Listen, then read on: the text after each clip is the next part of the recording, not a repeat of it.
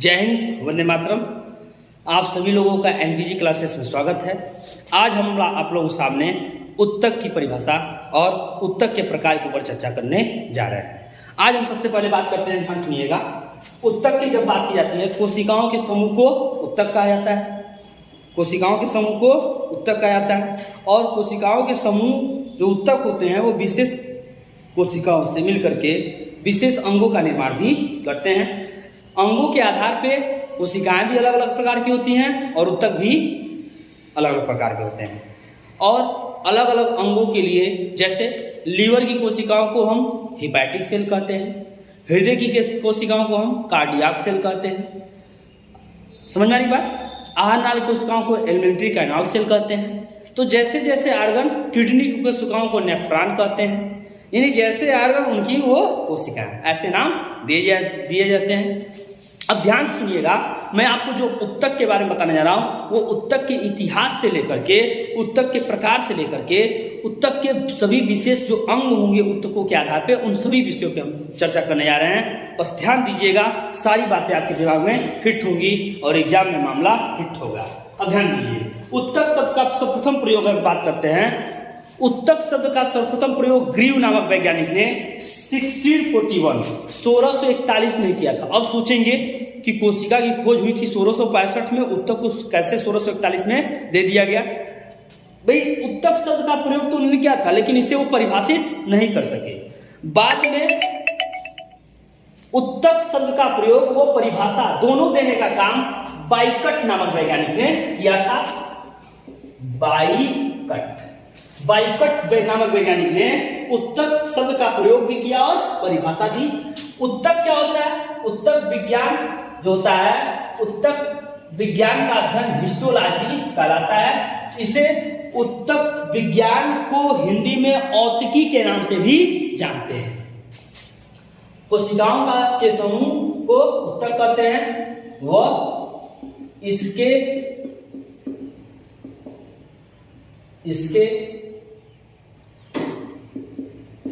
अध्ययन को औतिकी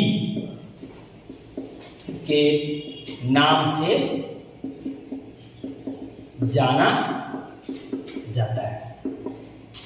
यहां ध्यान देने योग्य बात यह है कि उत्तक क्या है? कोशिकाओं के समूह को उत्तक कहते हैं। इसे हिस्टोलॉजी के नाम से जाना जाता है, the branch of science in which we study, the branch of biology in which we study about the tissue. जिसमें उत्तकों का अध्ययन किया जाता है उसे हिस्टोलॉजी कहा जाता है। इसी को हिंदी में औतिकी कहते हैं। और एक बात याद रखिएगा, यहाँ जब हम बात करते हैं उत्तक शब्द का, तो इसका प्रयोग देने का वर्तमान समय में जो नाम दिया था वो बाइकट नामक वैज्ञानिक ने इसका प्रयोग किया था। और कुछ विशेष प्रकार के उत्तक मिलकर विशेष अंगों का निर्माण करते हैं, इस बात को याद रखिएगा।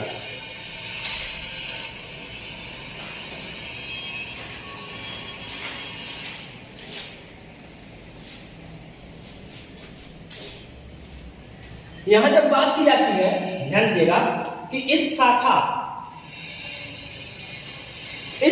की स्थापना, यानी उत्तक विज्ञान शाखा की स्थापना मार्सेलो मैलपीघी नामक वैज्ञानिक ने 1628 में किया था।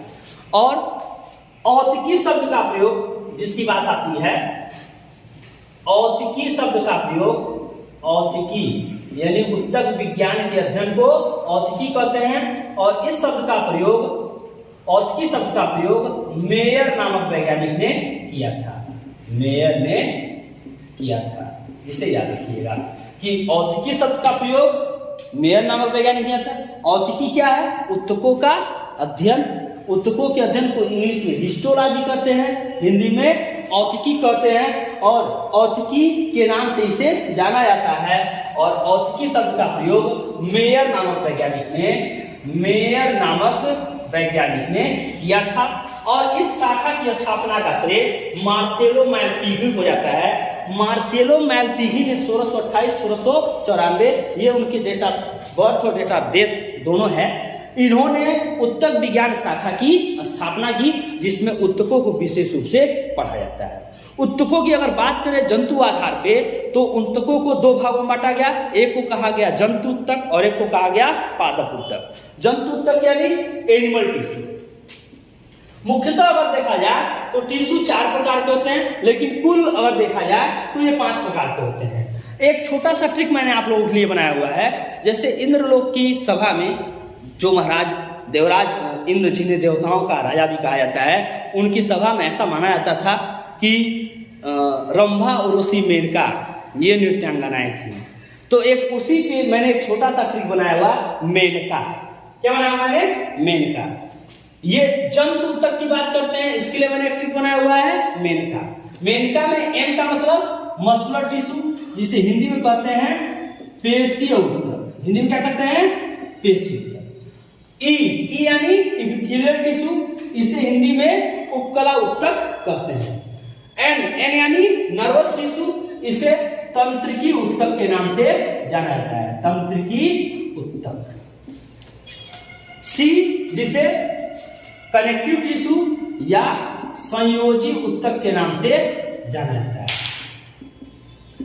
और ए यानी एडिपोज टिश्यू, जिसे मैंने कहा कि ये विशेष प्रकार का ऊतक है जो फैटी डिपोजिशन होते हैं। शरीर में वसा की मात्रा जब ये फैट जहां इकट्ठा होते हैं वहां पे एडिपोज टिश्यू देखने को मिलता है। यानी हम जंतु ऊतकों की बात कर लें तो जंतु ऊतकों में मुख्य रूप से 4 ऊतक होते हैं, muscular tissue, epithelial tissue, nervous tissue और कनेक्टिव टिश्यू।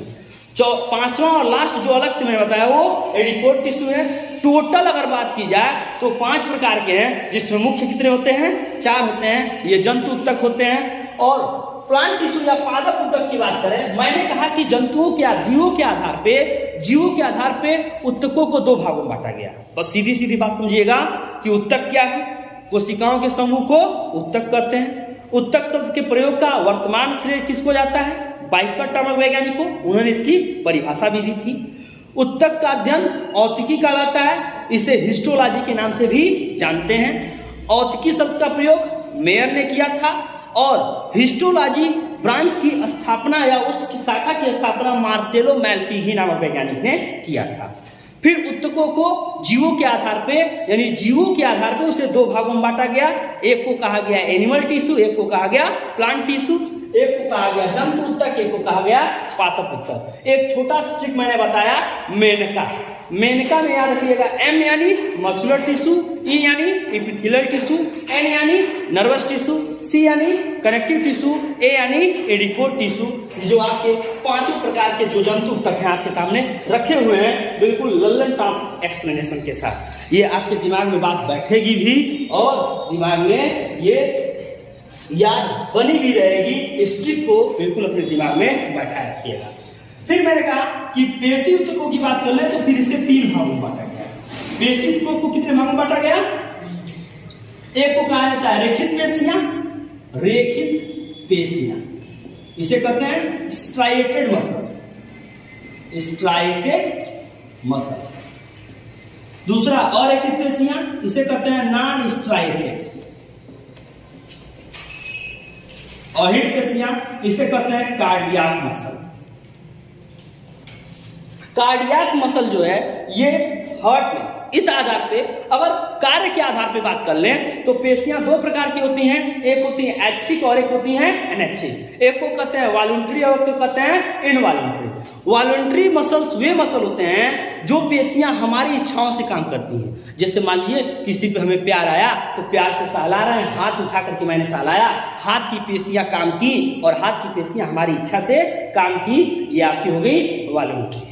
और इसमें जो लगेगा बल उसे कहेंगे पेशीय बल, मस्कुलर फोर्स। और किसी को गुस्सा आ गया, कूटने वाला काम किया जाए तो भी अगर हाथ पांव चला रहे हैं तो भी कौन सी पेशियां? मस्कुलर। ये आपकी जो पेशियां आपकी जनरली जिसे मस्कुलर टिश्यू कह रहे हैं और हाथ पांव चला रहे हैं वो आपकी ऐच्छिक पेशियां होंगी। लेकिन जो हमारी हृदय पेशियां हैं उसे हम बोलते हैं कार्डियाक मसल। वो इनवॉलंटरी जो हमारी इच्छाओं से नहीं चलता है। आप अगर कह दें कि ये दिल रुक जा तो रुकेगा नहीं, वो धड़कता रहेगा।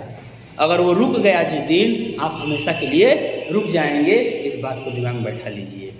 तो हृदय पेशियां अनैच्छिक पेशियां होती हैं, वो हार्ट बीट पल्सेट करती रहती हैं, हृदय की धड़कन चलती रहेगी, वो चलती रहेगी और आप भी चलते रहेंगे। वो रुक गई, आप फिर दिखाई नहीं देंगे। आइए अब हम बात करते हैं मस्कुलर टिश्यू पेशी ऊतक 3 भागों में, रेखित, अरेखित और वृत्तकेशी। फिर बात करें उपकला ऊतक, ध्यान सुनिएगा। उपकला ऊतक का मतलब कि जो किसी अंगों के ऊपर या परतों पे जो पेशियां लगी होंगी, जो ऊतक लगे होंगे, उसे हम उपकला ऊतक कहेंगे। अब उपकला ऊतक की विशेषता क्या होती है? ये हमारे ग्रंथियों पे, ग्लैंड्स, जो ग्रंथि होते हैं उन ग्रंथियों पे पाए जाते हैं। ये भी 4 प्रकार के होते हैं। एक को कहते हैं सिंगल स्क्वैमस एपिथेलियम, एक को कहते हैं सिलिएटेड, ये फेफड़े और मादा जनन अंग पे देखने को मिलते हैं। तीसरा इसे कहते हैं सिंपल क्यूबॉइडल, और चौथा इसे कहते हैं स्मूथ काम्युलर, ये हमारे आहार नाल में पाए जाते हैं। स्मूथ काम्युलर यानी उपकला ऊतक की बात कर लें, ये आहार नाल के ऊतक होते हैं, ये हमारे आहार नाल या इम्यूनिटी कानाल पे पाए जाते हैं। आहार नाल। अब बात करते हैं तंत्रिकी ऊतक। तंत्रिकी ऊतक को फिर 3 भागों में बांटा गया, इस बात को याद रखिएगा। तंत्रिका कोशिकाओं को 3 एफरेंट, इफरेंट और मिक्स्ड, इसी को 3, एक को कहते हैं संवेदी को तंत्रिका कोशिका, सेंसरी यानी संवेदी,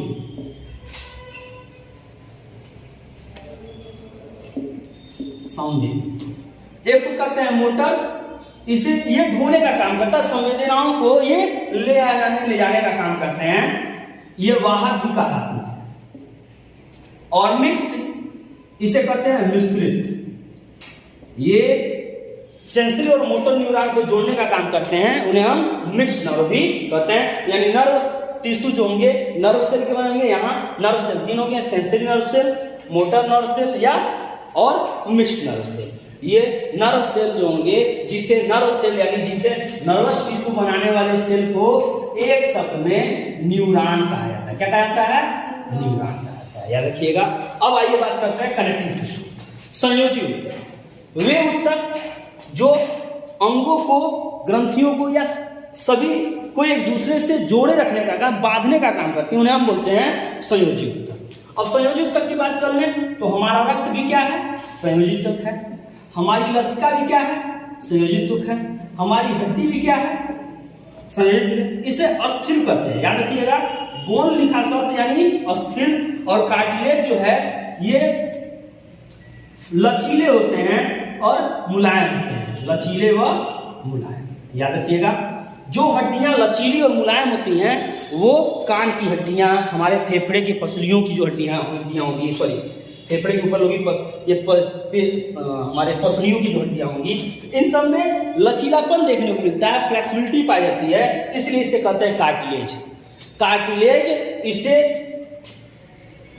उपअस्थि भी कहते हैं, इसे उपास्थि के नाम से भी जानते हैं, याद रखिएगा। कार्टिलेज यानी उपास्थि और बोन यानी अस्थि।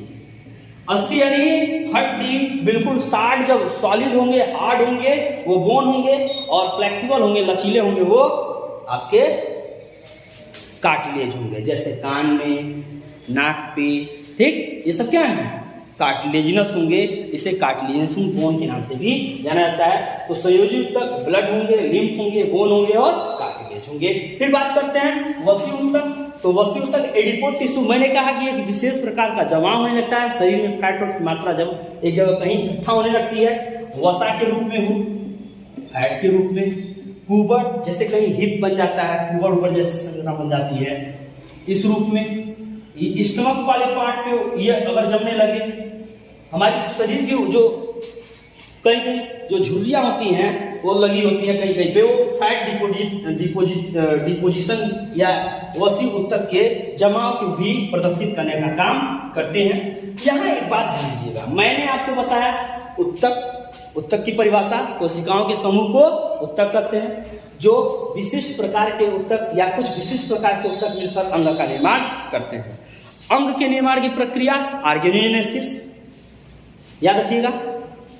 ऊतक के अध्ययन को हिस्टोलॉजी, हिंदी में औतिकी, इस शब्द का प्रयोग मेयर ने हिस्टोलॉजी ब्रांच की शाखा मार्सेलो मैल्पीजी और इसे औतिकी के नाम से जाना जाता है। और इस शब्द का प्रयोग सबसे पहले ऊतक का प्रयोग बाइकट ने किया। ऊतकों को मुख्य रूप से 2 भागों में बांटा गया, जंतु ऊतक और पादप ऊतक। जंतु ऊतक यहाँ डिटेल से मैंने पूरा का पूरा आपके सामने कॉन्सेप्ट रखा, ये कि ये मेल का एक मैंने ट्रिक बताया, muscular tissue, epithelial tissue, nervous tissue, connective tissue, adipose tissue, ये 5 प्रकार के आपके होंगे। यहाँ M, यहाँ E, यहाँ N, यहाँ C, यहाँ A, याद रखिएगा। और प्लांट टिश्यू की बात करते हैं तो प्लांट टिश्यू में 2 प्रकार के ऊतक होते हैं, ग्रोइंग और मेरिस्टेमेटिक। इसे विभ्योजितकी के नाम से भी जानते हैं, इसे विभ्योजितकी,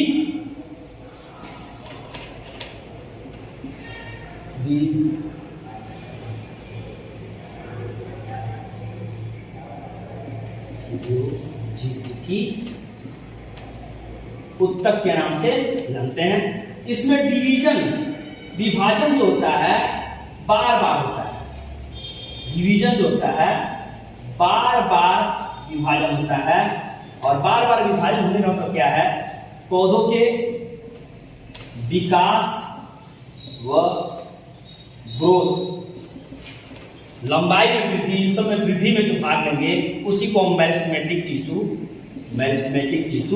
कहते हैं। इसे विभ्योजितकी ऊतक भी कहा जाता है। एक होता है परमानेंट टिश्यू, इसे अस्थायी ऊतक कहा जाता है। अस्थायी ऊतक प्रायः जड़ों में, तने के कुछ भागों में ये उन्हीं के साथ मौजूद होते हैं। इनमें बार बार डिवीजन देखने को नहीं मिलता है, जबकि मेरिस्टेमेटिक सेल में बार बार डिवीजन देखने को मिलता है। ये पादप ऊतकों को 2 भागों में बांटा गया, एक मेरिस्टेमेटिक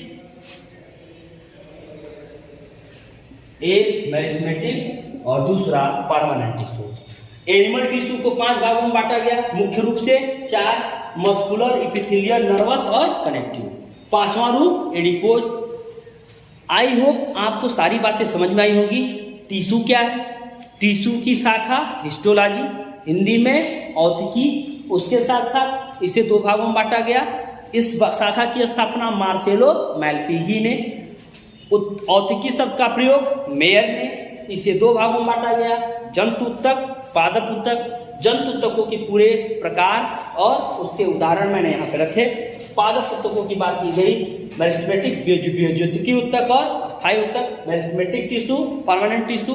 इस टॉपिक पे नेक्स्ट वीडियो में मैं डिटेल में डिस्कस करूंगा परमानेंट टिश्यू और मेरिस्टेमेटिक टिश्यू, और ये टिश्यू जिन जिन अंगों में उपस्थितियां होंगी नेक्स्ट वीडियो में आपके साथ मैं फिर हाजिर होऊंगा। Thanks to all of you, bye.